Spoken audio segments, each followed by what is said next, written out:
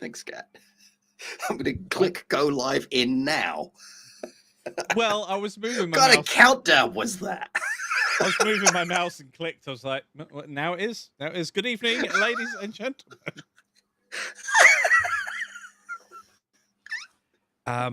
So I've got a little story to tell at some point today, but I'm on a fresh install of Windows. So I've been running around like something like crazy.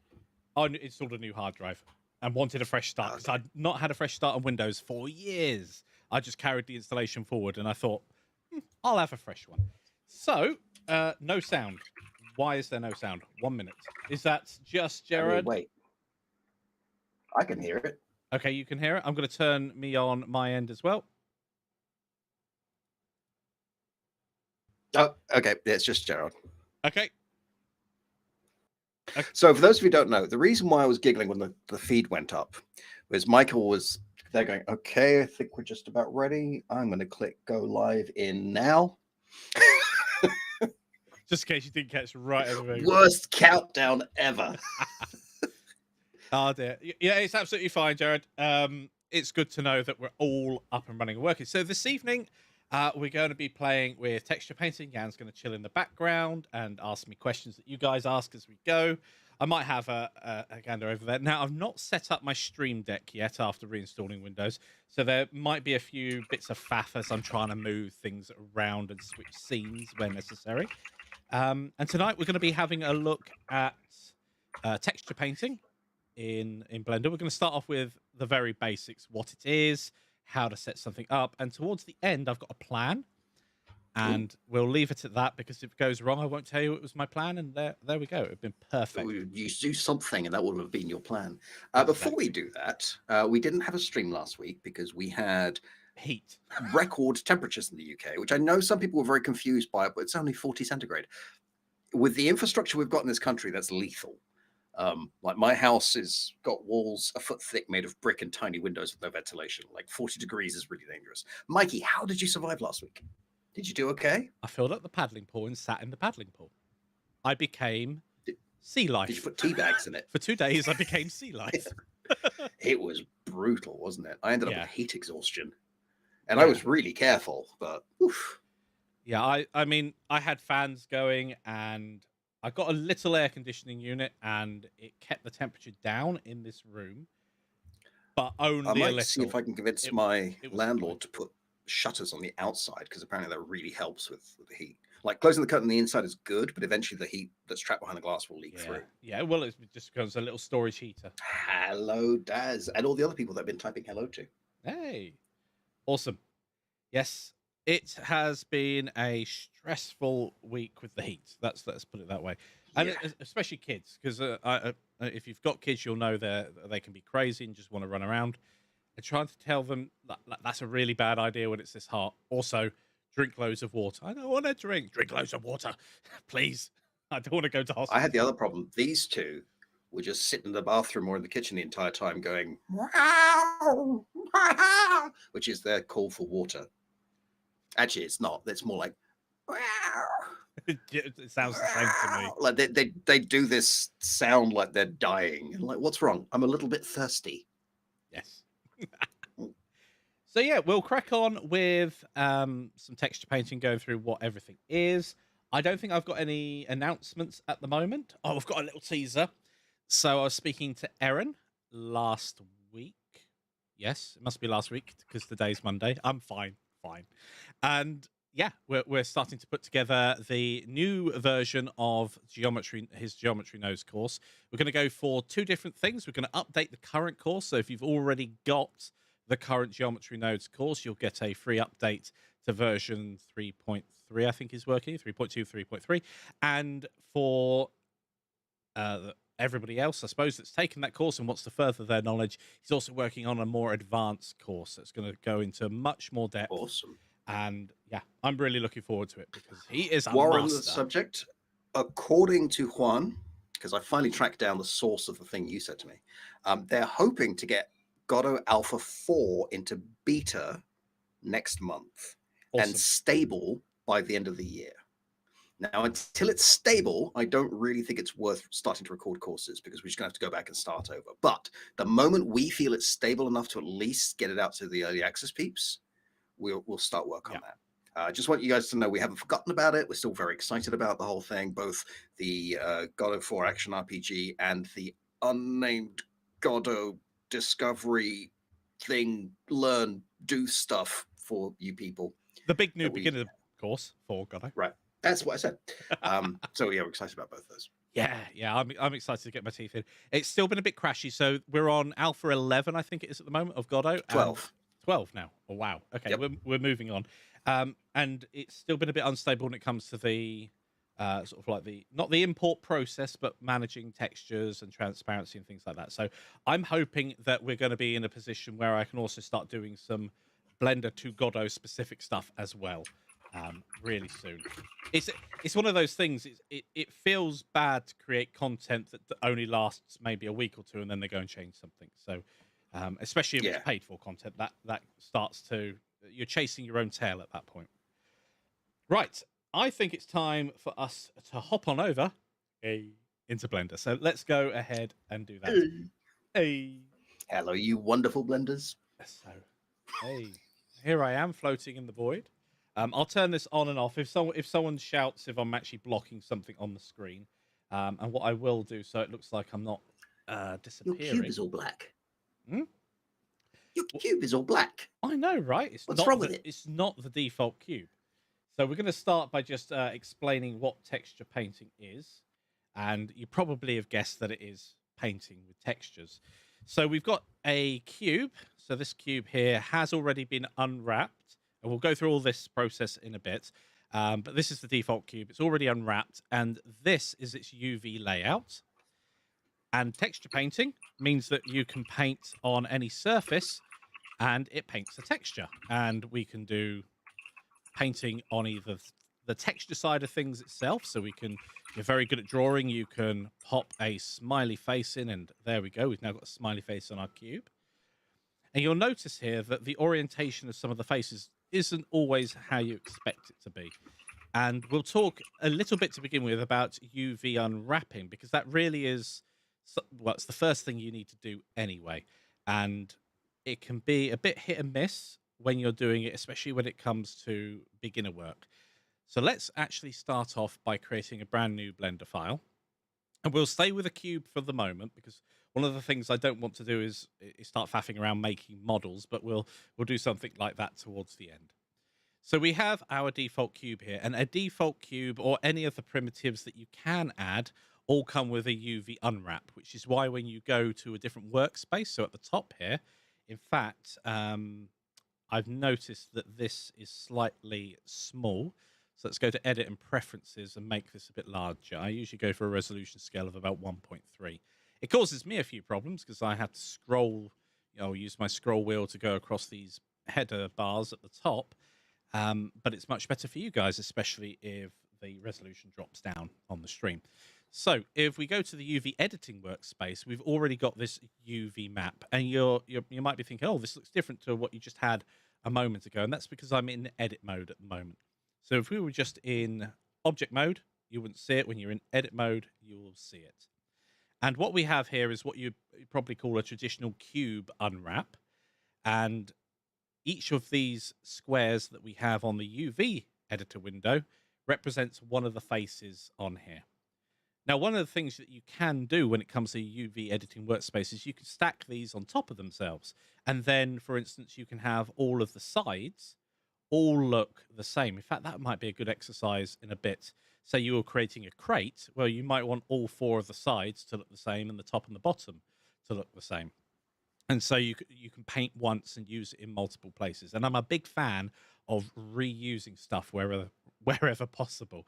Certainly if you're just creating your beginning assets, you don't want to keep making bespoke things when you can just reuse assets. And then later on, if you need something special, you can go ahead and do that. So we have a basic cube here, and we need to paint on it. So we'll go through the basic process first.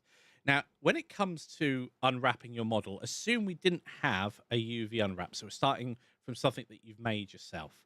And I can do that by turning off UV maps under your object data, you can actually have multiple UV maps, which can be also confusing if you've got the wrong one enabled. But if I delete that, there is now no UV map associated with our cube. Now, when it comes to unwrapping, you can do it face by face, or you can do the whole object at any one time. And for the purposes of getting going, we're not going to be focused on really, AAA stuff at this point in time. We're talking about, okay, we've got an object here. We want to be able to unwrap it, and we want to be able to paint on our object. I would always recommend unwrapping. So I'm going to press the U key with everything selected. That's important because we are unwrapping the entire object. As I say, you can select a face and just unwrap an individual face. If we select this face and press U, we get a big long list of things here. We're not going to focus on all of them, so we can click unwrap. You can see here, this face of our cube is now mapped, if there were a texture here, to this entire area. I don't want to do that. I want to unwrap the entire object. Now, if I select everything and just press U and unwrap, we get a failure. And that's because it can't unwrap something that's connected all together. So when it comes to the very, very beginnings of any texture painting, though it can sort of trip you up later on, maybe, I would always start by unwrapping and using a smart UV project. And then we get a series of options here. We can change these after the fact as well. So I'm just going to click OK for the moment. And you can see it's unwrapped the cube differently to how it was unwrapped before. We don't have this T or cross shape anymore. We've got a staircase. Absolutely fine. There's no right or wrong when it comes to unwrapping. But what we do need to be conscious of is if this is an image representing each individual face, the smaller these faces are on our image, the less detail there will be in it because it will be a smaller part of the image. And this is why it can be quite in-depth and quite a challenge, almost like a puzzle, to actually do unwrapping in an amazing way. This area here, the opposite, the negative of what's not being used, basically, all of this area is wasted UV space at the moment because we're not using it for any detail. And Melicon, I can see, is texel density. Yes. I'm not going to go into the details of what texels are today. I don't think that's important to actually get things going.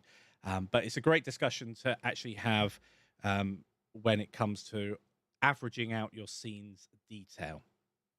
So we have an unwrap and we have an object. So we're basically saying that these faces, and look there, with the sync selection at the top turned off, so UV space at the top here, we can select our individual faces and see where they are on our map. If we select sync at the top, we can then still see what's selected, but we can also see everything else. Now we can select and move these, which is pretty awesome. But for the moment, I'm going to leave them as they are. So one of the things I was saying earlier was we can look back at our UV unwrap properties. So if we go back to Smart UV Project, we've got a couple of things here. We've got our island margin, and that's probably the key one here when it comes to doing any sort of texture painting. So at some point on here, we're going to have a natural seam where one face meets another. And if that happens to happen in a bad place, you can end up with bleeding of one texture over to another. So you may want to, with the island margin, make it larger, not by much, usually 4 to 8 pixels. And that means we've got space around all of our faces on our UV, on our texture map, that we don't have bleed between individual ones. But, as I mentioned earlier, this is now losing detail because you're effectively zooming in on that part of the texture. So this is something that you can play with. I tend to have a small margin when I'm doing a Smart UV project. We've also got our angle limit here. Never go really, really, really low. You'll crash Blender. But it basically decides how you're going to cut everything up. With a cube, there's not much to do. They're all 90-degree corners, so it's not going to do much there. Oh, the number of the devil. And we have a different object would have different results. But be careful. The smaller you make that, the more cuts will be in your UV unwrap. And one thing before we actually start painting, when we are unwrapping like this, there's always there's a balance to be had with Smart UV Project. We've unwrapped our object. We're done. We're now ready for texture painting. However, if you were to take this outside of Blender, would it still make sense? So if you were trying to paint in not Blender, but take the UV Unwrap, take it into Photoshop or an equivalent program or GIMP and start painting the textures within there, then you may have a problem with how it's represented in the 3D world here. You may want to do a manual UV Unwrap so it makes sense. Because I don't know at the moment what any of these refer to. This one in the lower right is the top one. And where's the bottom one? Is it the top? No. There you go. It's that one there. So that doesn't make much sense. You may want to move these islands around, and you can do that quite easily, like so, just selecting it and pressing the G key to move, just like you would in the 3D window. Okay, so we have ourselves an unwrap, and we have ourselves an object. One of the things I'm going to do first, because I always forget to do this, is go to our viewport settings and turn it to material preview, so we can actually see what's going on. Now, it'll just come out whatever the default material is for the moment, and we need to go to our materials. And we need to tell it that we're going to use a texture we haven't created yet. So let's go ahead and do that. I'm going to go over to the texture paint workspace at this moment in time, and you'll see the good old magenta color. If you ever see magenta in Blender and you've not put it there, it means that there's a missing texture. I'm going to go up to the top of this is not the UV window anymore. We can see at the top here, it is the image editor. These were actually split out a few versions of Blender ago. It used to be the UV/image editor. They are now two separate workspaces. Fair enough. I found them fine when they were mixed as well. But there's still no image here. So let's go ahead and click New. And we get a series of options with how we want to create our texture that we're going to use. Now, I would always recommend having a power of 2 texture. And the reason for that is we end up in a position where, in game engines especially, there's a thing called Mip Mapping where the texture can be shrunk and shrunk and shrunk. It's a very efficient operation by changing some binary around, basically. And so 1024 is a pretty standard. Some people think that's low, and they'll bump this up to 8000 and 8192, I think it is. Now, for the purposes of this, I actually want to keep it low so we can see some of the problems nice and early. The color itself will just be the default color of our image that's created. Do you mind if I hop in for just a quick minute? Something we discovered when we were making Mag Racer. Yeah. 1024 or even 512 is great for most use cases. Yeah. And you can go up to a higher resolution when you need it, when it's a hero asset or something you're going to see a lot of. Yeah. Like, avoid the temptation of thinking, well, some of my players are going to have 8K monitors, I'll make all textures 8K, because if no one's going to see that texture, all you've done is eat up the video memory. One of the things on what Jan said there, just to reinforce it, is 8K is obviously bigger than an 8K screen if you've got 8000 pixels by 8000 going down, because, well, no, it gets a bit different at that point because that's far more pixels. But anyway, the point is, when you've got an amount of pixels on the screen, if the object in your world, and this relates back to texel density that Manacon was talking about earlier, if the amount of pixels that you're actually taking up on screen is only 200 by 200, then using a 4K texture on it is incredibly wasteful. And when it comes to a game engine, it's going to eat up a lot of your VRAM budget. Massive in terms of RAM. Yep. So each time you're doubling it, so this 1024 by 1024 would be referred to as a 1K image, 2048, 2K, etc. Now, these don't have to be the same, but it is kind of traditional that it is a square texture. So you'll sometimes see textures that are still a power of 2, but they might be 1024 by 512, for instance. And whatever platform you're sending your stuff to, that will pretty much determine what the maximum amount is. If you're playing it on, if you're creating a game and these assets are going to be for a PC, you're going to have completely different requirements than if they're for a console, and again, completely different requirements if they're for something else, like a mobile phone, for instance. Some of the lower power devices certainly have a lot less horsepower, and some of them won't work with texture resolution over a certain amount, or so many actual textures themselves. You can bake multiple textures from multiple objects onto one map. It doesn't have to be one texture per object. In fact, that's a very efficient way of using your textures. Let's go back to recreating our image here. So I'm going to have 1024. No, let's stick to our guns here. Let's go do 256 by 256, and so it's a nice low resolution image. And we'll see any problems with islands and things like that. I'm not sure if I've got these close enough to demonstrate that, but we'll see. The color is just the background color when it's filled in.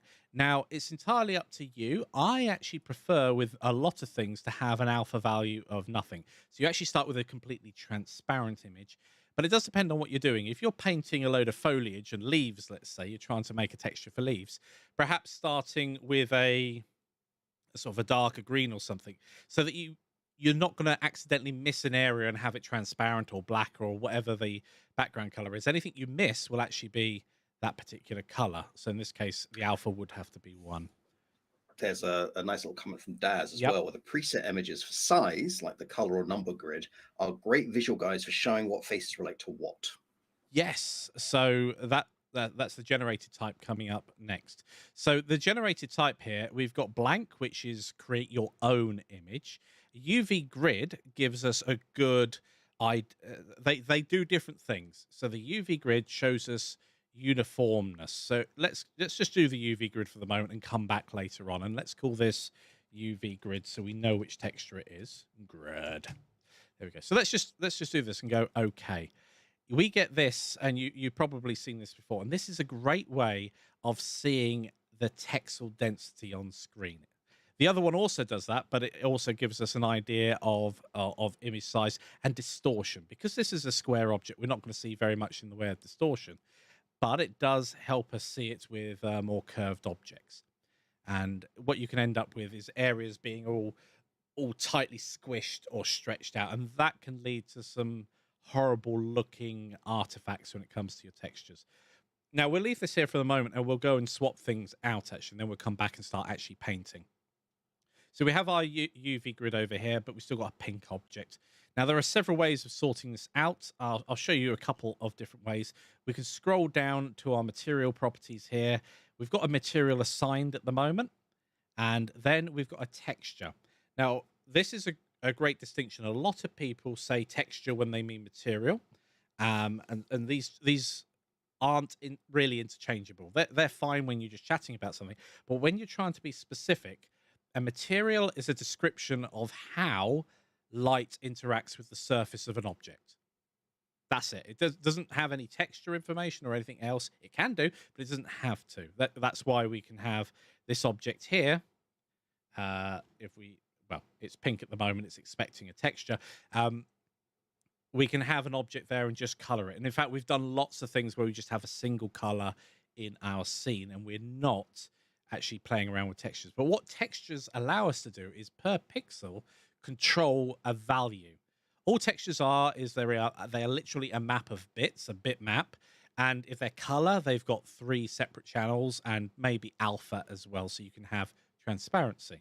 So what we can do is say for the base color, we're going to control that base color using an image, and it will be mapped to our model using our UV Unwrap. So now if I click on this little yellow icon, we can go to image texture. So that was just there. And then it will be in the drop down. We've already created it. It will be in this drop down here. And we can switch over to UV grid. So here's a great example of talking about seams. And you can see here it's a little bit fuzzy, and that's because we've got a low resolution image. That is deliberate at this point in time. So this is a great way of having a look at the model and seeing if we had a regular pattern like block work or brickwork or tiles, then seams can become really, really obvious. Even if it was a grass texture, you would see here, you might get away with it because these kind of blend into one another as they're going around the object. However, here, there's a huge, great big sort of shift, and that may cause you a problem later on. This is all about discovery and having a look at your model. Now, one of the other things we can have is not this UV grid, but if we go ahead and create a new image again, we've also got this color grid. Let's just call it a color grid. I'm going to spell it how it spells it rather than anything else. And the great thing about this color grid is it is actually dynamic depending on the image size that you've got. So each one of these squares represents so many pixels, which is really, really awesome. So we've got a 256 by 256. So each one of these sort of squares, let me draw here. So each one of, I've got my pen. I'm going to use my pen. So each one of these quadrants is a 128 by 128 pixel image. And then if we do this square here, that's obviously 64 by 64. So each one of these smaller areas is 32 pixels by 32 pixels. So this gives you a great idea of how large or how densely populated a certain area will be. If we go ahead and just change this color grid, CG 2, and change this to, let's say, 4096, and click OK, we see that we've got a much, much denser grid. And this is a great way of demonstrating the fact that as you increase that number, you massively increase the load on your system, because now you've got far, far more detail in a certain area. And if you're doing this in a game engine, that's increasing the load per texture. So if you're doing this on every texture, and every object has a unique texture, and every object has 6 textures, for example, you've quickly run out of memory. Yeah, totally. These there are compression techniques and things like that that can get your texture size down, but ultimately, the larger the resolution, the larger the image is going to be. And especially, one of the things that people often do is they have an alpha channel in their image and never use it. And you can use that alpha channel for numerous things, but including transparency. But if you don't have a need for it, you can actually save some basically some of your space for textures by not including an alpha channel. So let's go back and now create our painting image. So we're just going to call this color.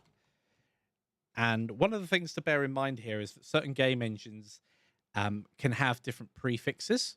So I might call this cube underscore color, or I might call it albedo. That's another name, BEDO. There we go. That's another name for the color of the surface that is unlit. I think that's what an albedo technically is. And I'm going to lower this back down to, what did we have before? Was it 256? I think so. Does it have alpha?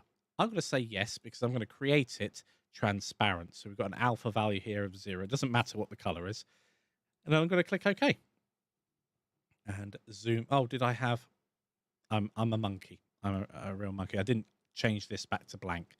So it's just created it. So what did I call this before? Cube underscore base color is another name that can be used as well. So there are loads of names for the base color of an object, and I also did 254. Great work there. Right. So blank is important, and I do want the alpha because I want it transparent. Excellent. If you ever want to do annotations on your drawings like this, I'm just holding down the D key, and then you can draw on your image. You can also draw over here. So it's great for annotating your work, which is exactly what you want to do. And erasing is also super useful, and we can get there by using the right mouse button. I have not got that mapped on my pen at the moment, so I'm just using the mouse for doing that. Okay, so we've not mapped this image, this cube base color, to our cube. So we've seen how to do it over here on the right-hand side, but you can also do it in the shading workspace. I'm not a fan of a horizontal layout, so I will actually shift this at the moment and create myself a vertical layout. Shader editor. And zoom in. So we can see the way that this is being set up. We have a shader type, in this case just a principal BSDF, and our UV grid is plugged in. This is a texture image, or an image texture. So under, is it input, texture, image texture? No, it's under texture, isn't it? Yeah, here we go, image texture. So that's what that is. And at any point, you can use different textures for different parts of the model. And if time permits today, what I'd also like to do is do a layered object, which would be quite fun to do. So rather than just trying to paint everything on one layer, we can actually use multiple images, stack them on top within Blender itself. I don't know if we'll have time for that today, but we'll certainly give it a go. This is currently set to the UV grid. If I switch this out by clicking the drop down, I've got a series of options there. Let's zoom in, and we've got cube base color. Now we can go back to our texture paint and we can start painting on our object. Now, where's it gone? Ah, it's transparent, so you won't see it. So this is one of the downsides I wanted to show you, is that if you do have a transparent texture, you're going to probably have a transparent object as well, which can be confusing at first. So we want to be able to paint on this object. It's in there. Look at that. It's like a reveal. That is pretty awesome. So you can see that we can paint over on this side, and we can also paint over on this side, but you can't click and paint over on here yet. And that can be very confusing when you start doing that. So we'll go over in a moment how to get that sorted. But our cube is there, as you can see, and we're starting to paint on it, and this is a really cool effect. I'm liking this. It's like a puzzle. I might put this in one of the courses, find the objects. or would that just be painful? I don't know. I think it'd be a really good way to sort of teach the interface. That is quite fun. I like that. And there are all sorts of different things you can do with your brushes. Now, some people prefer just to work in the 3D space, but it is very easy to miss something. If we have a look here, you can see that there are certain areas that aren't even and uniform. If we move around our model, I can't see them. Yeah, I can guarantee that if you were to leave them like this and not clean it up, that would probably be a problem later on. Perhaps if a bright light was shining on your object or something along those lines. Or you're just going to get weird glitches as it passes by in front of things. Yeah. So to answer the question without leaving it too far behind, at the top here on the top right, we've got View, Paint, and Mask. If it's not on Paint, you're not going to be able to paint over. And it doesn't matter if you're being messy like this and going beyond the edges. It only really matters if you were trying to, let's select white here and change it for a green color. If you were trying to make this square here green, and look, it's bleeding across to other areas. And this is a great example of why you might want these islands. Otherwise, you will get this effect where it's bleeding onto other faces, and you will have no control over it if these are butted up next to one another, because they're not necessarily on a pixel division. You can make it so they're like that, and that's a very manual way and a very labor-intensive way of making sure things are split up. But an easier way is just to make sure that our image itself is separated. Sorry, our UV map is separated from itself, so it's easy to do that separation. Right, so we can now paint on all of these surfaces, and we can do it within the viewport, or we can do it over here on our texture. And that's entirely up to you how you'd want to approach this particular challenge. And it will also depend on the object. So you will take different approaches depending on what you're trying to do. There are a series of tools along the top and the side. So we've got this sidebar here that has some pretty standard things like softening, smearing. Cloning is useful, maybe not with bright colors like this, but if you were painting with a texture, which is something else you can do, then obviously being able to clone one area and use it on somewhere else, or even after you've painted something manually, you could clone it over to another area and then alter it slightly. So lots and lots of fun can be had there. The fill tool, as you can probably guess, fills in an area. And we're filling in white at the moment. Now, you can also mask off areas, which is the next one here. So masking can be a bit difficult to control. What I prefer to do is select a particular face first and then mask it off. That I find is a lot easier to do. So at the moment, we've got selection-based masking, I believe it's called. So we've got this bottom face selected.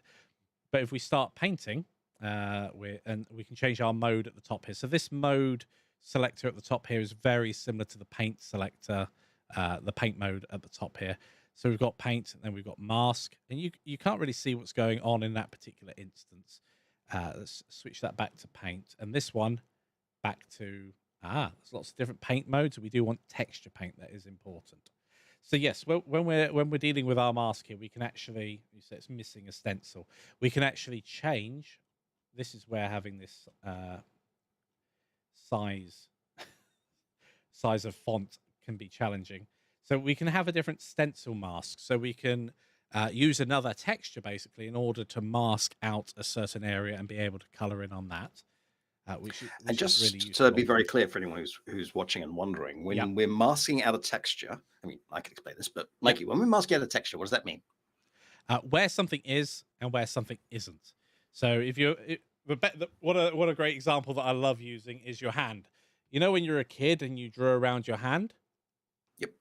you masked out the paper underneath, and then you're able to create an area that is your hand and isn't very, very easily. And That's a good example. yes, I love making things as simple as possible, wherever possible. So we can paint on a surface, and I'm still trying to paint in text. Scroll back here, change this from mask back to painting for the moment. Excellent. Now, bear with me. I have forgotten where something is that I want to show you guys, which is always embarrassing. It's one of the things that Blender is great at, is hiding things from you. So one of the ways of also accessing a lot of this tool set over here is in your property window in the lower right. We've got an option at the very top, which is tools. And then that gives us a lot of options that are accessible to us. They're also accessible to us under the N key under tool. So you can bring up this property slot here. However, personally, I prefer not having to bring up and hide the tools that I'm using. It does depend on what I'm actually trying to do. But if I bring that up, you can see it's taking up space on here.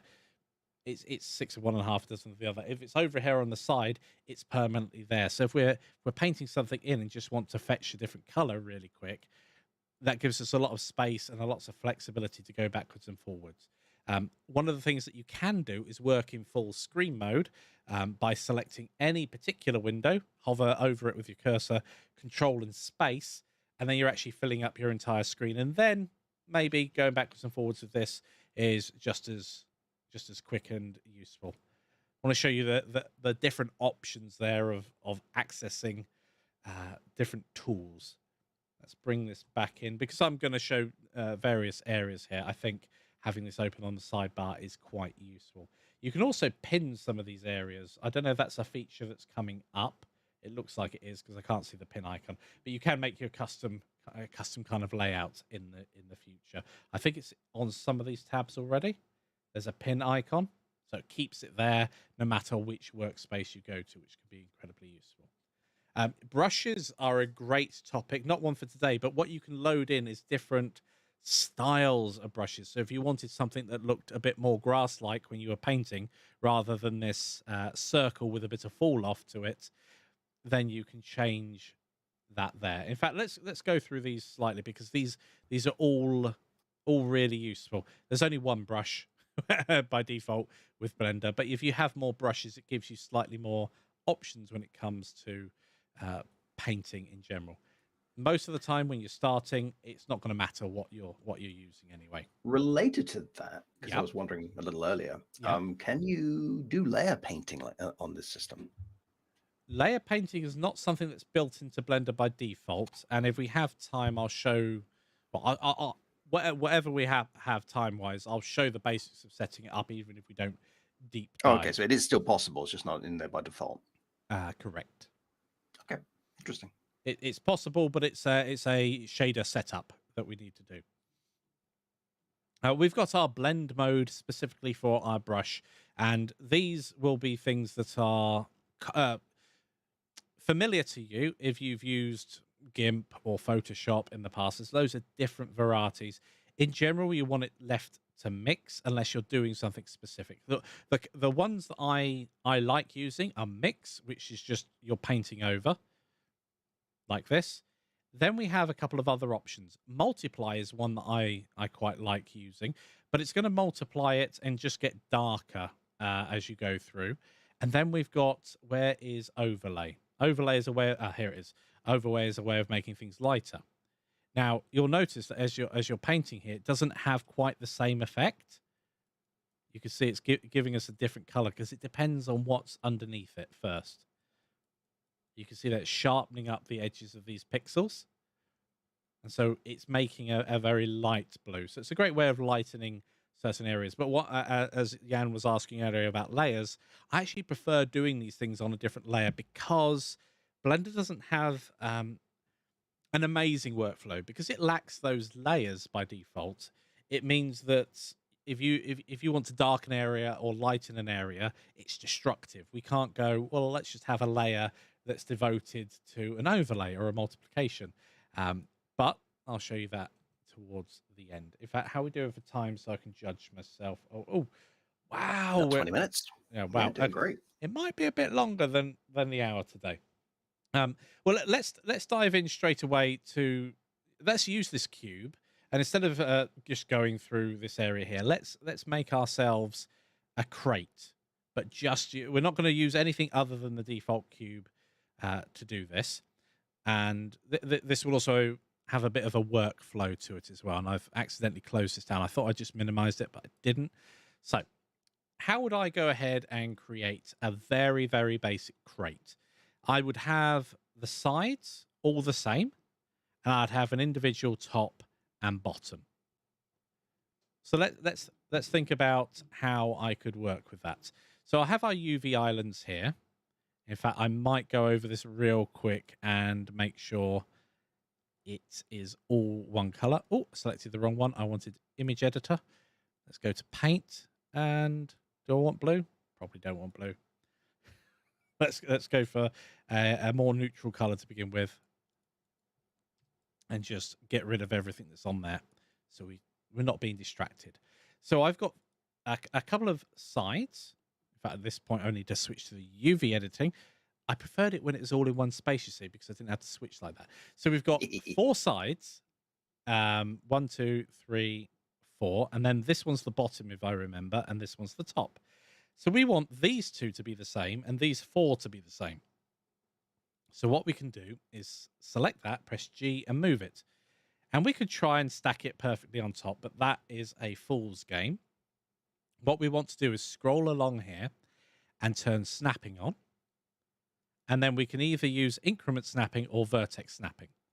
Now, because all of these are the same size, I would probably just use increment with absolute grid snap turned on. But I'm going to assume that it's not a different, not a uniform size, and go for vertex, because then what we can do is bring it on top of another object like so. Now, one thing we don't have any idea about, so before we go ahead and do this, is the orientation of any of these faces.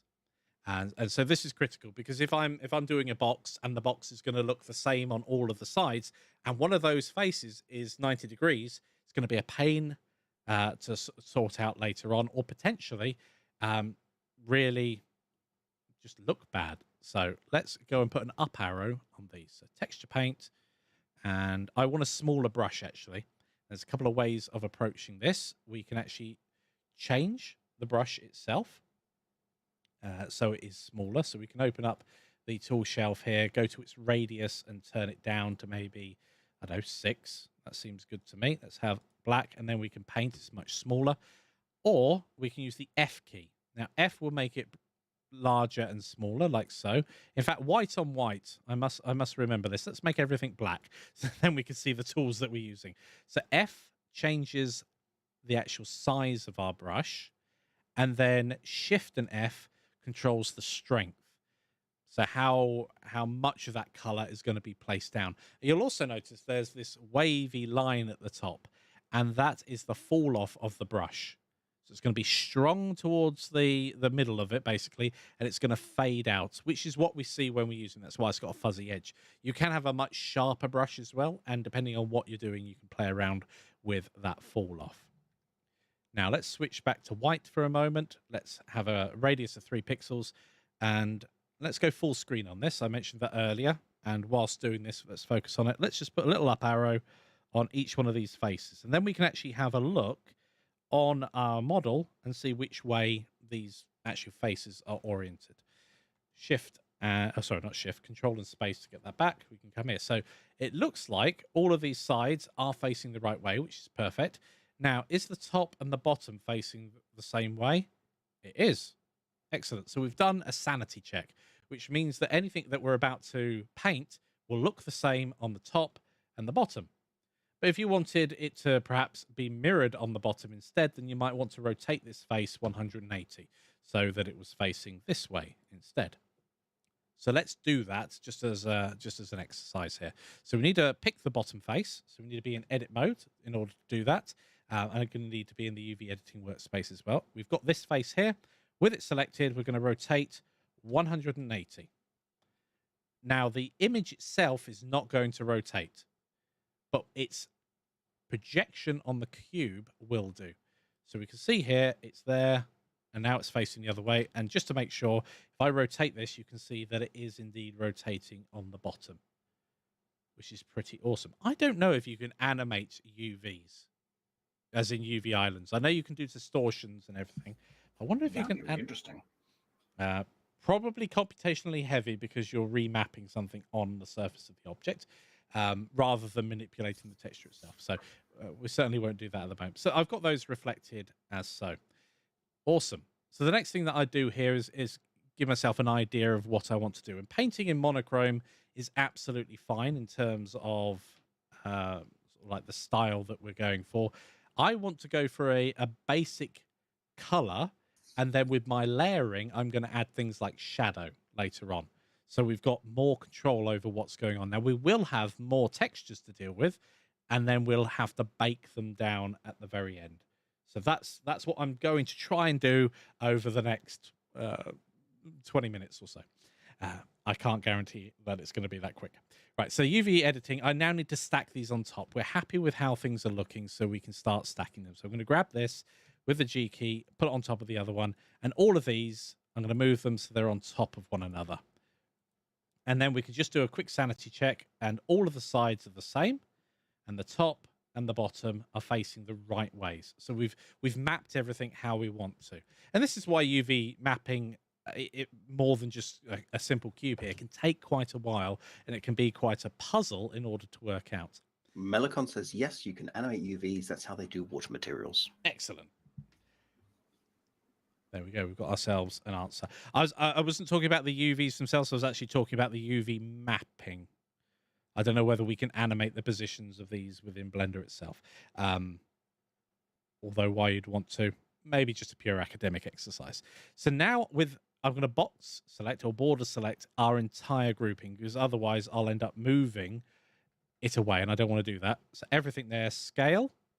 Now be careful with this, because if you scale negative, which is something you can do, if you go all the way and zoom in, it'll zoom back out, and it will flip the actual UV mapping, which actually can be a very quick way of flipping something around. Which is something that you will sometimes do with sprites.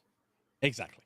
And it's very useful to know that just scaling inwards, and because you're not scaling a face or anything along those lines, there's no need to worry about something being flipped. You're not going to flip a normal at that point. Now, these two areas here, so we've got our sides and our top and bottom. At this point in time, you'll notice there's a problem here. How on earth am I going to make sure that everything fits on here? How's that going to work?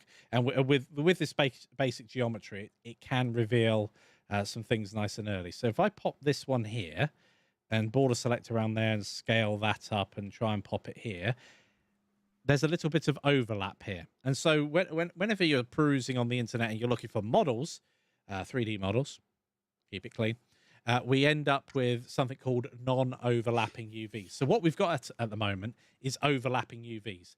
This can cause issues when it comes to potential lighting and things like that. But because we're going to be baking this out at the very end and not exporting what we're using, this is our working file, we don't have to worry about those issues. But we do have to worry about things overlapping. Now, what we could do here is go, well, actually, the sides are going to be more detailed than the top and bottom, so let's make the sides proportionally bigger. That's absolutely fine. This is a choice that you would have to make whilst working on your model. There is no right or wrong when it comes to this. You know what? I'm going to be clever here. Just like the 3D cursor that you have here, we have a 2D cursor, and I'm struggling to resize this at the moment and fit. Well, let's be a bit more clever about that and grab the 3D cursor. I think it's Control Shift and Oh, maybe you can't do that. Ah, It's a real roller coaster, this sentence. right. Let's position our object in the corner, like so.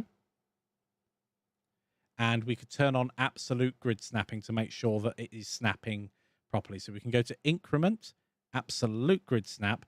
Then when we're moving something, it's going to be snapping to an underlying grid. And I wouldn't put something right up against the edge of a texture. I'd want it near the edge, but not all the way there. Otherwise, you can get a potential issue with seams and edges if something goes over the other side, and we don't want that. So that's that. Now I'm going to select this individual vertex down in the bottom corner. So we're going to scroll along and change it to vertex select. I'm going to press Shift and S to move the cursor to selected. And that's interesting because it's changed it to an average of all of these positions, which is they're all linked. These are all the same vertex, essentially. So that's something to bear in mind. Which vertex is that? So it's this one down here. So that's the vertex that exists on this face, and this lower face here. And some people, when they're making the models, will actually split all of the faces up so that you don't get this particular issue. It causes a huge increase in vertex data because instead of just the one vertex being there, there would be 3. So that's just something to bear in mind. You can actually split things up. And so in this particular case, what I want to do is turn off our what's we call it, the UV sync selection. I want to make sure that we've got a face selected first, this bottom one preferably, so we can actually match things up, and the top one. There we go. And then we want to select this individual vertex down here. Oh, what am I doing wrong here? This is a great example of me not knowing what's going on. So I want to select this individual vertex, but not these. I have forgotten how to do that. How embarrassing. You are box selecting 2 vertices superimposed on top of each other. Yes, I am. That's absolutely fine. Yeah, just avoid scaling to 0. Rotrix brought out a very good point there. If you scale to 0, you can't bring things back in the UV editor. Because anything multiplied by 0 is... yeah, you can't scale it back up from 0. I had a selection issue like this the other week, so perhaps you can help me out in chat here. Why can't I select just this individual vertex? I thought I could do that, and it's not working. I don't know if this is a change that I am unaware of. Anyway, let's forget about that for the moment. Reselect all of these here. Just this set of faces here.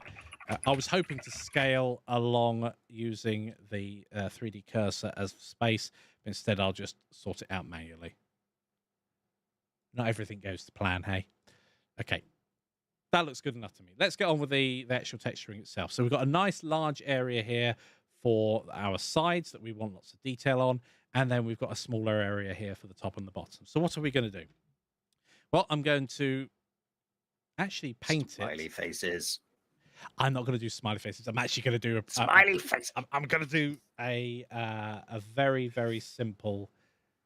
I'm in the wrong space. Let's go to texture paint. Here we go. So I'm going to paint a very basic texture on each of these areas. Now, you could say where things are and where things aren't and do some sort of mask, but I'm not going to go into that level of detail. But what I do want here is a couple of different colors of brown. So brown is basically dark orange. I love trolling my kids with that. Self-portrait. I could do a screenshot of me doing that and then put it on. No. That's what I said, a smiley face. Right. No, let's not do that. So let's turn the brush size up a little. I'm using the F key to do this, and I'm simply going to go over this area here. Now, one area I know that they're improving within Blender itself is the texture painting. Occasionally, you'll get it being a little bit on, I suppose, the laggy side. So when you're actually trying to do something, it lags behind a little bit. It is annoying when it does that, and it's just something you have to deal with, basically. So this is going to be really rough and ready. I could use a straight line, but where's the fun in that? There are also different options down here in terms of stroke. So you can have different spacings between, as you're pulling that down, it's basically putting a load of dots in of whatever the brush happens to be. So we can change the strength, the spacing. We can actually use things like dots. And here's line. I thought it was hidden under there. So now I can actually draw lines so I can have nice straight edges. And I've picked a really peachy color for my crate. Let's go and have a look at how that's looking. I'd usually have certainly more of this area up so we can see what's going on. So there we go. We've got the beginnings of a crate. Now you probably have more geometry in there, but we've done the top and the bottom at the same time, which is kind of what we're aiming to do here. Now we could go around and we could do this larger Roderick area. would like a quick sketch of the Mona Lisa on this crate. A quick sketch. Okay, so something like... Oh, you've seen Mr. Bean, right? I could do that. So I need a... This is actually quite challenging because I'm going to have to do a proportional size. So maybe like that. I think that might work. But anyway, let's... So if you knew the size of the proportion and you know that pixel was, say, that brush was 3 pixels, this would be easy. Yes, it certainly would be. You're very right there. So let's pop in this edge going round like so. Again, I don't want to go... Oh, I've still got a bit along the top here. So this is perhaps where changing the fall off would be incredibly useful, because then I would not be fighting trying to get that sorted. So where is fall off? Here is fall off, just down here. And this is the fall off of our brush. We've got a load of other options here. I'm going to do a constant fall off. So that would be a lot sharper. And because this represents the edge of a piece of wood, I think actually it being like that is a lot better. So something along those lines. They are much, much sharper edges. That is really, really nice. Excellent. So changing the fall off is super useful. And I'm going to do the same down here because I'm pretty sure I wasn't paying much attention. And you can actually see the pixelation at this level as well. So let's bring that up slightly. There we go. So let's draw in this bit here, here, here, and finally here. Perfect. Now I want this same color inside here, which obviously is a little bit challenging because I didn't create a palette. You can create a palette, and I know that for our action RPG, we are actually using a palette. So having a palette underneath that you can use is very, very useful. So color palette, new. I'm going to hit plus. That one's now stored. I need this one, or I could create a new one, but I want this one. So let's click on our color, click on the eyedropper, and select it. Then I'm going to add it to the palette before I do anything else. Right. Will the fill tool save me here? Interesting, when you switch tools, I didn't realize it did that. So if we switch tools... Should do, because you have no fall off. So it should be a clear cut from one color to the other. Yes, that looks pretty good to me. Now, obviously there are arrows in the background. So if I was following my own advice from earlier, I'd have blanked this out before starting. But I didn't follow my own advice from earlier. So there's that. So I'm just going to go over these really quickly just to get rid of them, like so. Or you could just fill it with white and then fill it with dark brown. You end up dealing with these this horrible pixel change. So I'm going to go around the very edge here and just neaten that up. Probably this color. Something like that. Yeah, that looks much better. Awesome. So now let's put in some slats or something along those lines. So I want to take my original dark color here and make it darker still. And then I can go in and add some slats. Now I want the line tool once again. And I'm not sure how bigger width of brush that I'm going to need. So rather than just using this workspace here, I'm going to go over to this workspace. And then if we have a look at something from the side or the front, we can actually start drawing in some extra detail. So here, for instance, I can see better. Perhaps I want it about that thick, I'm guessing. Something along those lines. Now, this doesn't look as dark as it does on the image because this has some lighting associated with it. So that's something else to bear in mind, that when we're coming and making our textures, that the lighting that's applied to them does matter. I can see. Can you see a big difference as well on stream between what this looks like and what this looks like? It looks pretty clear to me.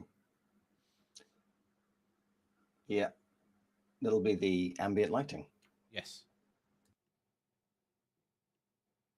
And then finally, the top you could put something on there like that, or you could. Oh, yeah. I would probably make a model like this with slightly more geometry, so maybe insetting, because there's only so much you could do with a completely flat surface. But if you were modeling something that was way in the background, then you could if you were also approach it. painting normals, then this would be a little easier. It'd be very hard to, because of the depth difference, because this is something that's right at that point where we're onto substance painter, like that's where we start. Not just that. So you've actually raised a really good point here that I think is worthy of a discussion. So normals are a type of map. They're a type of what's known as displacement map. So they're faking the surface geometry. However, a lot of people mess up the distinction between a normal map and a displacement map. Yes, because you've got displacement, which can include height. You may also want to play with the roughness. Like these are actually all different textures. So you're painting one texture, you have to create a different texture and paint over that. Mm-hmm. Yep, absolutely. And when we come back to just the type of height maps that you can have, I think a whiteboard here would be absolutely awesome, because there is something that is. What's the Windows whiteboard called? Is it not called Windows whiteboard? Windows W, I think. And the dog agrees. Yeah. No, Windows 11. They don't have it. You know what I'm going to do? Oh, you're on Windows 11. I think it's Firefox install Linux, and then you can just do it from there. Oh, then my audio wouldn't work. Don't want to install Linux. It's working for me. Is it like something you have to install with Windows? I don't know. Why don't you just open the Windows search menu and type in whiteboard? I did. Didn't come up with anything. It's strange. Then you don't have the whiteboard. They must have changed the name of it. It's not coming up. Anyway, so with normal map and a height map are often used sort of interchangeably, because it's a type. Yeah, paint. Yeah, why not? Let's use MS Paint. It's not called MS Paint anymore. MS Paint. But let's do it. Hey! Or get a Sharpie and just draw on your camera. I can't write backwards. It's not going to work. So if I grab something, you can reverse the image. If I grab something like this, so we're looking at a side profile of Homer Simpson's head. But if we also do, no, I don't want that there. Let's try and mirror it as best we can, like this, down, up, down. It's height difference is what I want to do here. So something like that. Now, because these are flat surfaces, what you tend to have is like different shades of blue. So on one side, hey, this is cool. On one side, you might have it coming out like this color on this side, like so, because it's a normal map. And if all of these lines are at the same angle, they're all going to be the same color, but none of this information actually represents any height information. And that's really important, because a normal map can end up looking the same, but actually not convey what you want it to convey, because these. Yeah, because a normal map, from what I understand, is it's just direction. There's no height. Exactly, it's simulating a different direction. So when the light hits it, the light will behave differently. Exactly, but it won't give you any height information, which is something that is not every programmer engine can deal with. But yeah, yes. I mean, what we could do here is let's play with another type of map. I was going to do roughness, but actually we could do. He's going to be going till like midnight. You watch.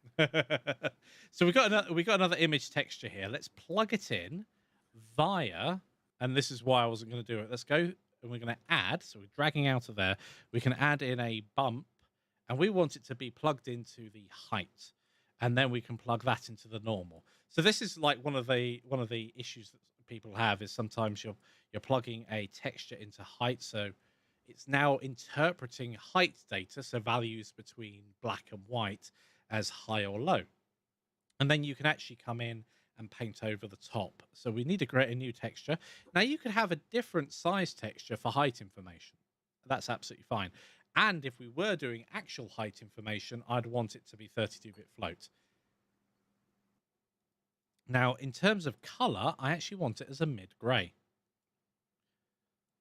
representing the middle ground. Then we can have things that are above and things that are below. And you could say the same for sort of like roughness or metallic. You can actually paint in rivets, for instance, that are shiny and metallic. So we would just call this. This here. is where layers become really helpful, though, because then you can have like nails and rivets on one layer, and this isn't like layers yet. Hinges. No, I know. That's what I'm saying. That's when you would want to use it, when you start putting in details like this that you may want to change, but not change all of them. Yes, so if you wanted to paint rivets on top of here, but not over the wood texture we've already done, a layer would be a great example of doing that. Now, the strength and distance, this is supposed to be like 1 meter, which is ridiculous. So I often dial that down to like 0.05 or something along those lines. That's pretty high. I mean, I'd say 0.01. But you can play with these things anyway to get your desired results. So we've got a texture now called bump. And we can see that it's here, and we've got our outlines. And this can be quite challenging to work with, because again, when it comes to the layers, it's like, well, how, why, how do I know where things are? And that can be quite confusing. So under here, we've got it coming into our normal, and we've got our color coming out. So let's go back to texture paint.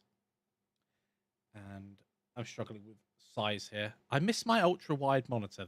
That's where an ultra wide monitor and a bit smaller font really helps. So here you can see that you can switch between your different texture slots, which is really useful.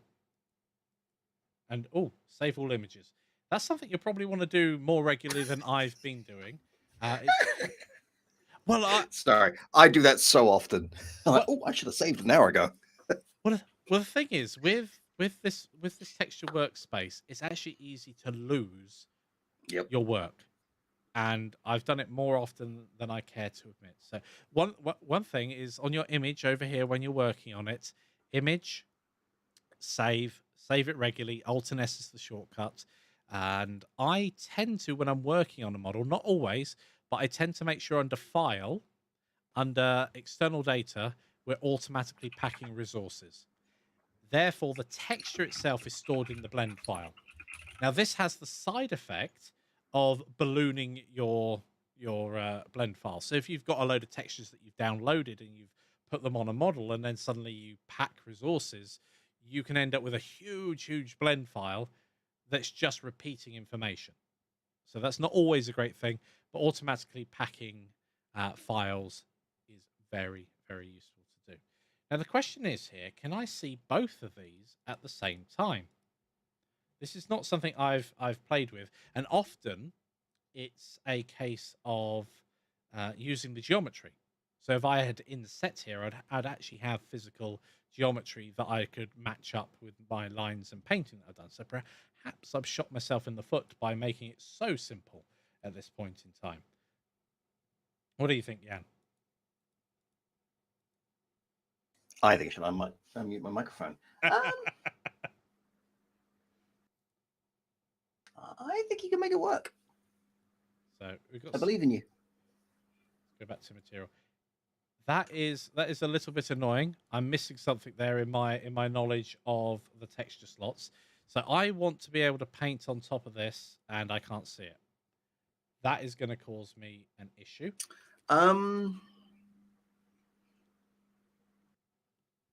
It's not even alphabetical, is it? And it's grayed out, so you can't move them. Which showing one and not the other, which is absolutely fine. Can I just change my material? Can you have? Yes, ignore me. It was just it was in the wrong shading mode because I've been working between different viewports. Okay, so if we make sure it's on material preview, it's showing the whole material preview. That makes sense. And so then we can switch between these texture slots here, which is very useful. So now we can have a slightly darker color. So if we go, where shall I paint? I'll paint on the model itself again. So I'll have a look at this from the side. So what we can do here is paint grooves in here. And I will want a slightly different color. So let's scroll down. We had mid-gray before, and let's plop it in the middle. Now let's make it slightly darker. Now you don't want huge variations. We don't want black and white. So we want to paint that on. And if we go through and just add these on, we're basically drawing over the top. And I can already see that it's coming through. Painting with normals is pretty awesome. I'm going to draw a box around the outside. I don't know if it's going to look any good. But now we've got... Okay, it looks a bit... It definitely needs height at this point, as in real height. But you can see there that drawing with it is really useful. And with this, you may recall earlier, I changed the fall off of the brush. So we've got this really sharp and jagged change now. Whereas perhaps what would be better, and because I was viewing it straight on, I wasn't seeing this happen. But under the fall off, I could change this to one of these other ones. Well, this looks kind of planky to me, but yes, exactly. Now it's now it's got a different fall off to it. We're going to get a completely different effect. And again, apologies for the rushness here. But let's just draw around this real quick, like so. That seems smoother, and it looks better as well. It's a very subtle difference. And we can see that I've missed an area just there. But being able to paint these type of details on is really, really useful. And zoom level matters, by the way, with your brushes. Yeah. This is something that can... I mean, I would also paint a lighter height on the lighter wood on the outside, so the frame comes out and you give yourself a real sense of depth. It won't add depth.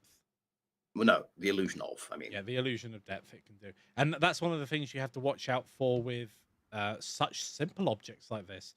If you make this a lighter color around the edge, then use this as a displacement map, you can end up really screwing up around where it meets on the edges because it really doesn't know what to do, and it can end up separating your geometry a little bit as well. Right, I want to move on from this extra thing here to different layers.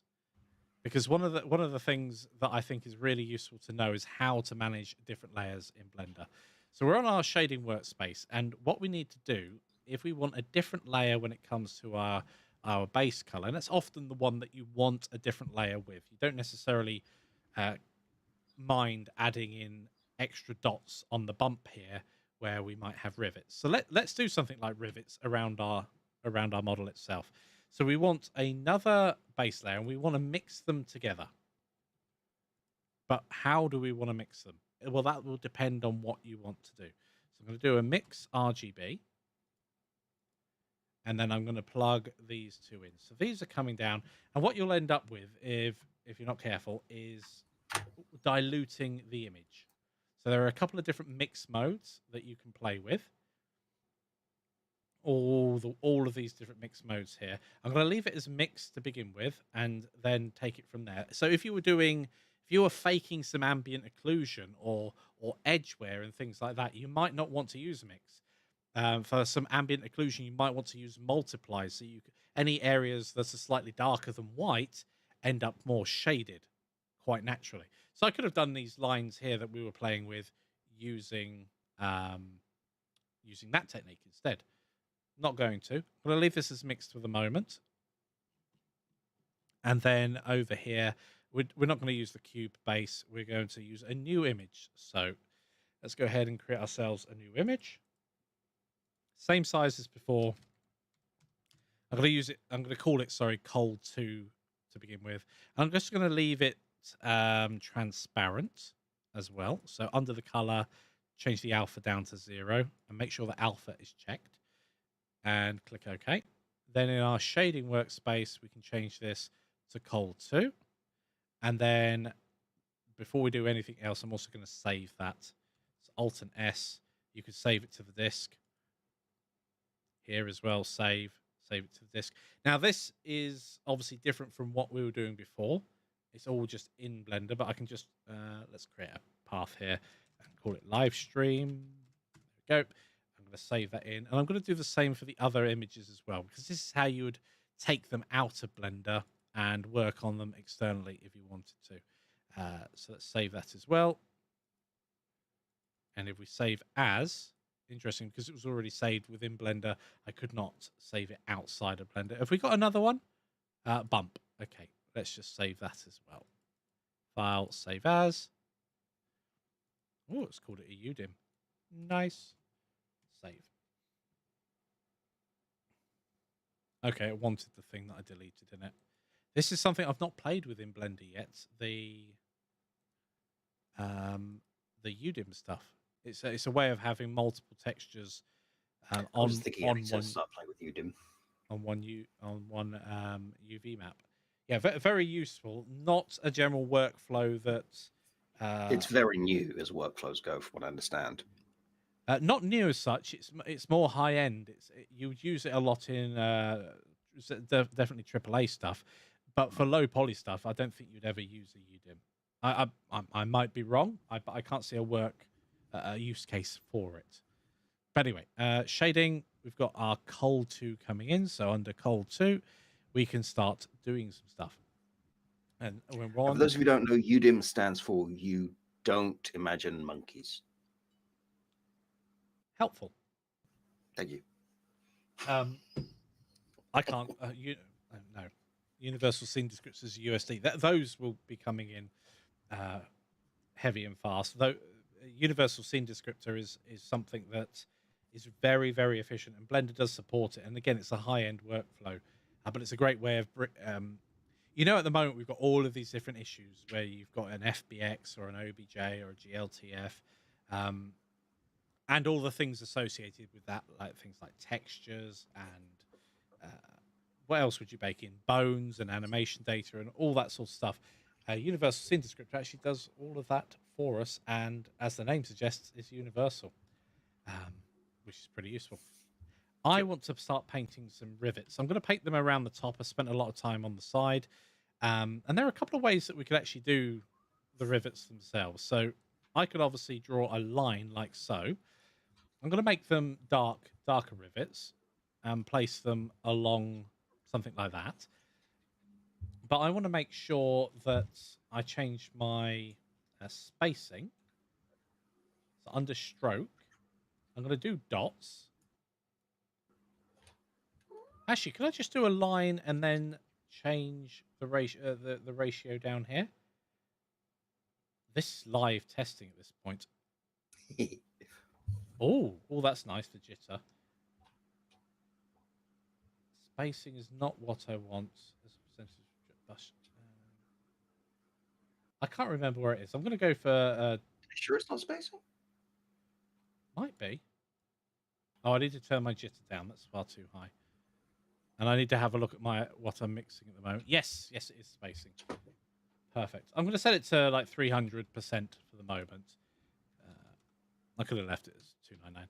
Right. So if I'm painting on here like so, and we have a look at our image, which is down here because it's small, we can see that it's quite fuzzy. It's no good. We've not got enough detail there, and that is again because of the fall off and the size of the area we're devoting to this part of our model. Which is great. If we set it to constant now and draw across the top, we should get a much better example. Excellent. And that's a really weird color. Did I select? You can see the pixels there. Those looks like Tetris pieces. So I'm gonna have to make those a bit bigger. This is a great example of when your texture resolution is too low for a particular surface. So let's have a look at the shading workspace and how we mix them at the moment. Just a 50-50 between the two. That's fine. I'm going to move to the side for the moment and make these a bit bigger. Massively bigger, obviously. And then let's go to the shading workspace and see what's happening. So we've got this here. So we've got these grey splodges. I don't think this is coming out strong enough, by the looks of things, which is a shame. And then we've got that. So should it be mix? I mean, overlay or overlay? I don't think will help with this because it will. There we go. It just makes everything dark because the image is. It might be the transparency. Oh, yeah. Yep. But I certainly don't want to mix a white in at the moment. Let's see, how's this been presented? So these are going down as black blobs. That's absolutely fine. And then in the shading workspace, we're mixing them. And black just means there's nothing there, which is fine. If we had our what should we call it? If we had alpha turned on this material, it would go potentially transparent in that point. So what one of these shall we use? We could use a multiply because there is an area with nothing and an area with stuff.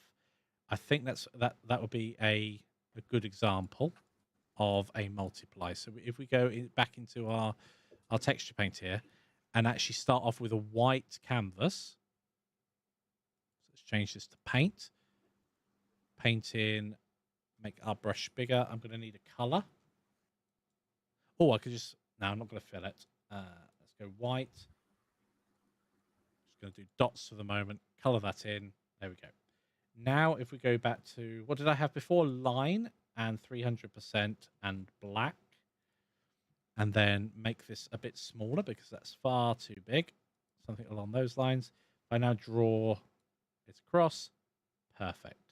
And obviously I can do the same thing going down here. Now the spacing won't exactly match up, and I don't mind that. It's just something to bear in mind that I've just picked an arbitrary number to see if I can get it to work. That's absolutely fine. And now we could go back to our, what's it called? Our base color? No, our bump that we've got this here. And these are raised.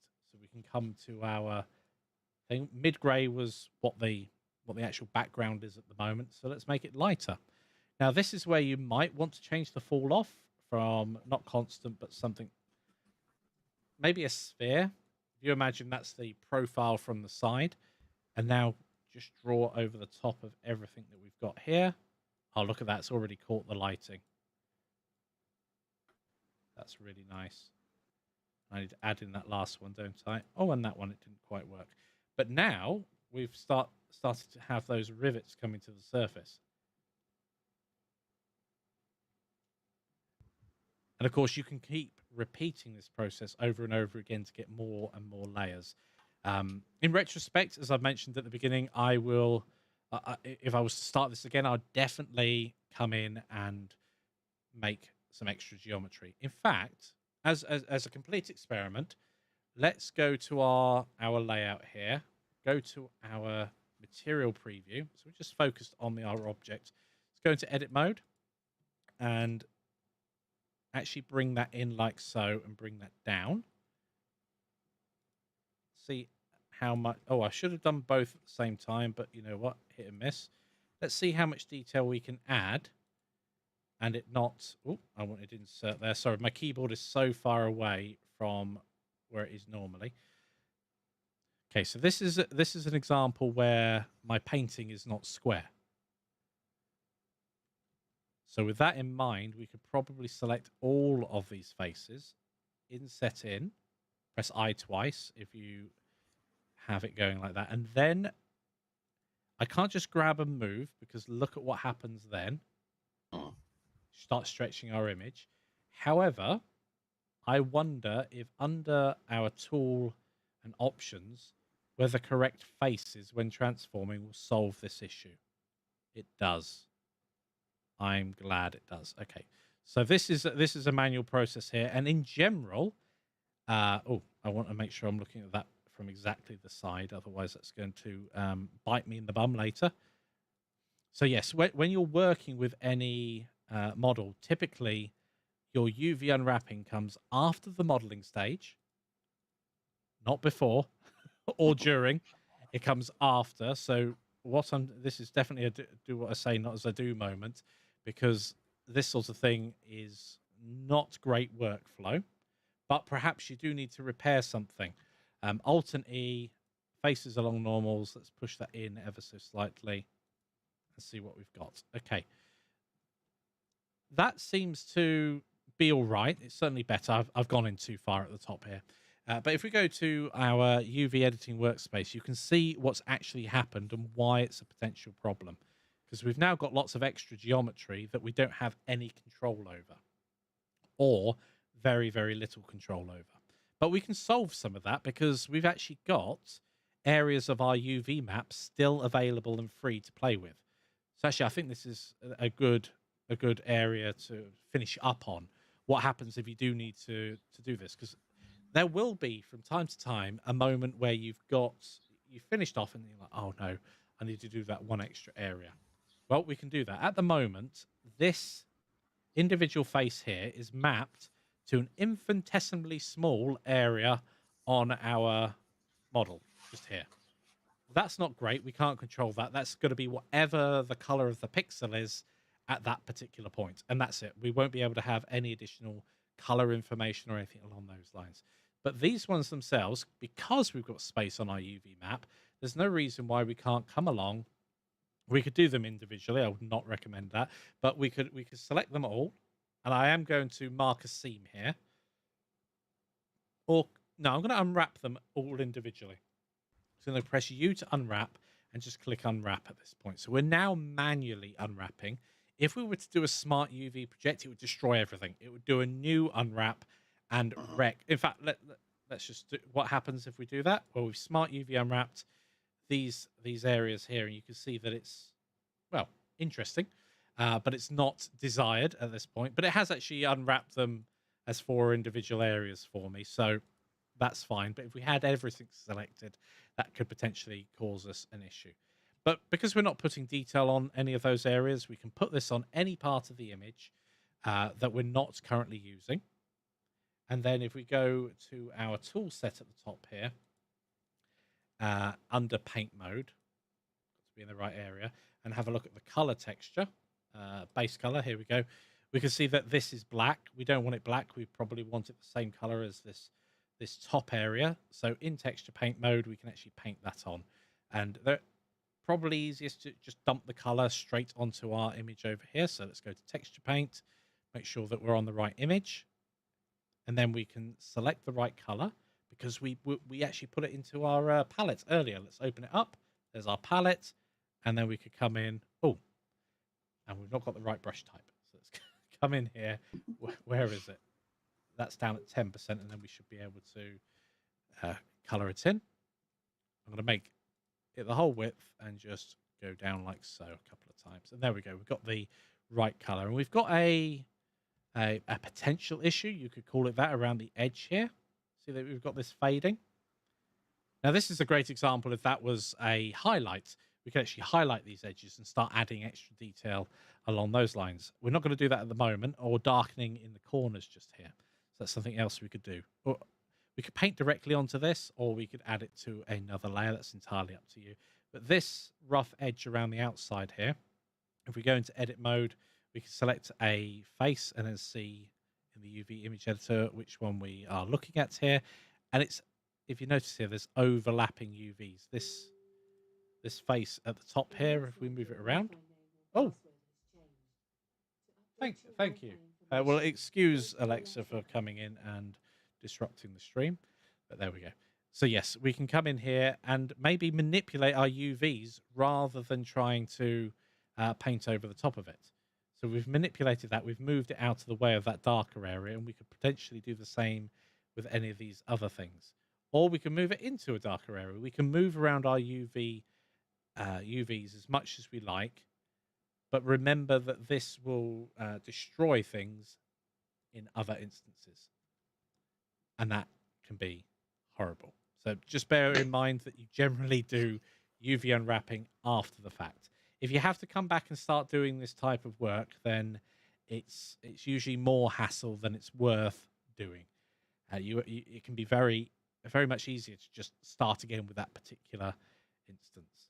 But I think that is actually a good time to wrap up. We've covered layers. It feels we've like covered an painting. Yep. That's some really cool stuff there. Yeah, I really like how these rivets turned out. I don't like their positioning or anything, but as an example, Their positioning's the best bit. Oh, look at that! Look at that! You can actually see the pixels. So I believe this is because I've got shade smooth turned on. Turned off. I think if I go shade smooth, it's will break. It's broken everything. That's fine. In this particular instance, under your mesh data properties, we can come to our normals and turn on auto smooth, and it sorts that out. But we can't do anything about the actual pixelation of this normal map because those are the individual pixels, and we painted a pixel image. So if we go to our it's on the bump map, isn't it? That's causing it. If we have a look at this, that's exactly what's being interpolated, changed into a normal map, and therefore you've got these steps. And this On is the other hand, if your style of game has a sort of retro feel, that's exactly the image you want. 100%. If you didn't want this stepped graduation, this is an example of where having your image as a 32-bit float and having that much smoother would help. The other thing that would help here is actually more pixel data. I've deliberately made things very, very low, a low pixel count, so we can see the artifacting much more prominent than it might be otherwise. If this was a main crate that you might have in your game, you may go up to like 512, and this is a quarter of that resolution and obviously a lot smaller. From this distance, it's absolutely fine. It's catching the light, no problem. If you're able to walk up to it and get this close to it, then that might not be fine. These may be visual artifacts that you don't want in your model. Nice. Oh, right. Are there any questions? Or comments? I've been rattling away for. You did good. You did an hour and a half there. I want to continue, but I'm going to hold myself back. You should continue, but I'm going to go make dinner. So it's all you, mate. Let's switch to both of us. There we go. And Jan's still dressed, which is good. Yeah. I managed to throw on clothes just in time. Whoa. I like that. Right? I'm sure. So, yes. Are there any any questions? Whether it's to do with this or just general questions as well. How do they get the chocolate chips to bake into cookies without melting? They put them in later on, don't they? Or they use tempered chocolate, which I learned about the other day. Melt and go squidgy. Yeah, but tempered chocolate doesn't melt properly. I know, right? I learned about this the other day, so who'd have thought I've got to use ceramic chocolate. What's the meaning of life? 42. Next question, please. Life has no meaning, for it is a process, not a question. I'll drink to that. Yep.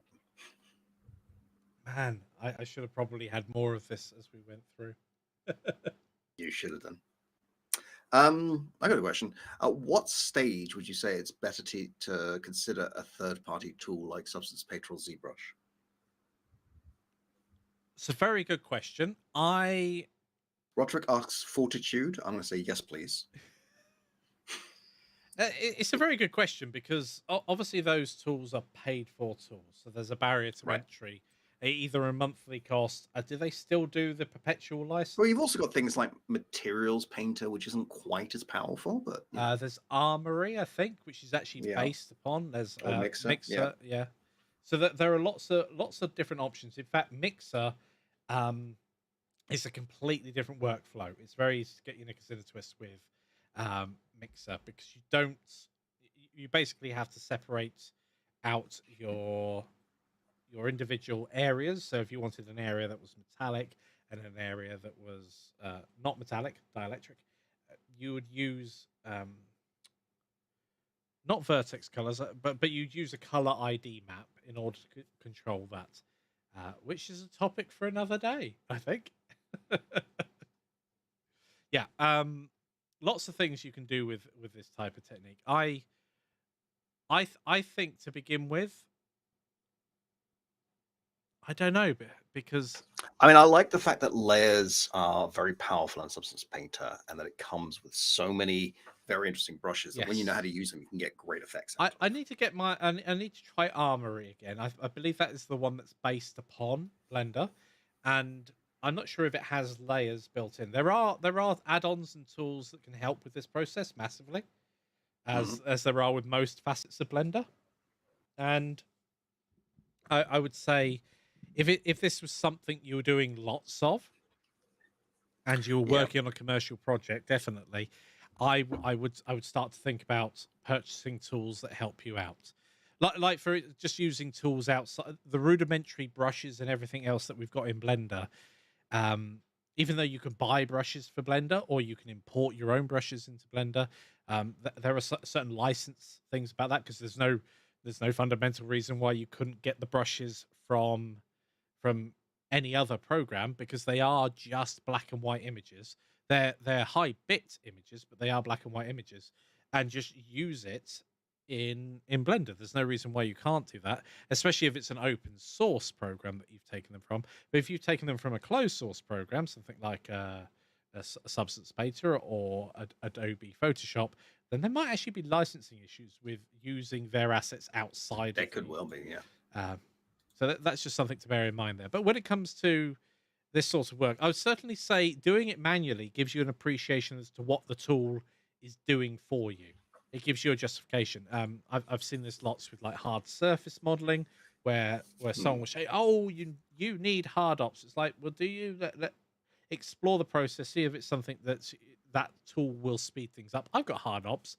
I don't use it quite as much as I thought I would have used it. It's a lot of fun. Yeah. But one thing hard ops taught me is, hey, Boolean operations are fun. I should play with these more.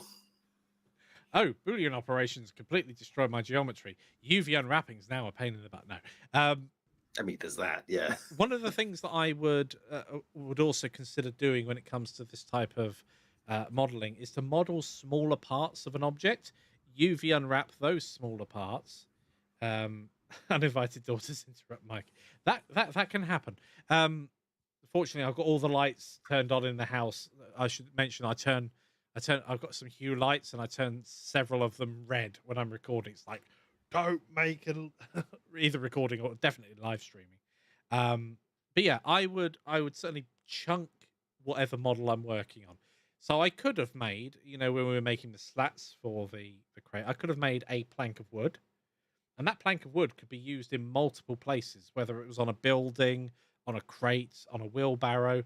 And then suddenly you're reusing those assets again. And if they're in different places and at slightly different scales, you can reuse assets quite a bit without worrying about it looking like they've been reused. And of course, thank you for that. You are so welcome, mate. Yeah, I shall remember this for next time. Yeah, when you're reusing your assets like that in different places is really, really useful, because it's a huge time saver for creating stuff, and whether that's models or textures.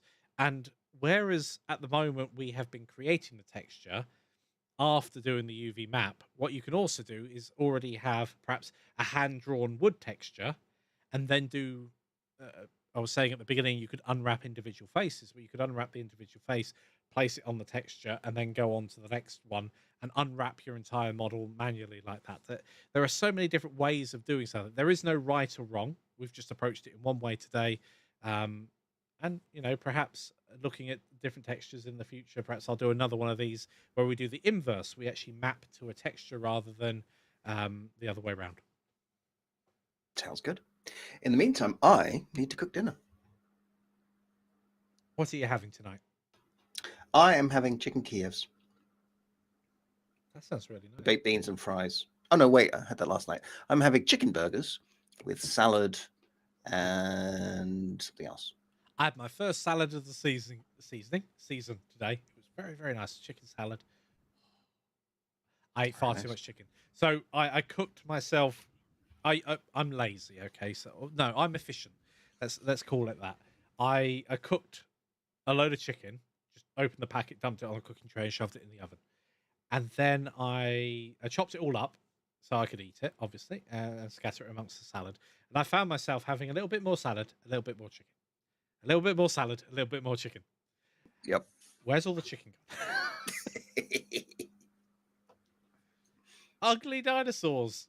I don't think they're ugly. They're beautiful inside. Okay. I think that's you're not helping. My cat's helping me type. Excellent. I was going to put ululating. That's quite hard to say. Ululating dinosaurs invited monthly. That's a big But my word. cat's by the keyboard going blap, blap, blap, blap. They're hungry too. Well, thank you everybody for joining us this evening. I hope you found it useful. I always Thank you, find Mike. I always love doing these live streams, so I look forward I know they're a to lot the of fun, next aren't one as well. Yes. So thank you everybody for joining us this evening. Next week we're going to be taking apart a game and analyzing it, and we'll tell you more about that as the week progresses. But that's it for this week, and we'll see you next time. Bye. Bye. I can't press it. Yeah. Okay. Press it. It's a new Press setup. it. Wait. Press it.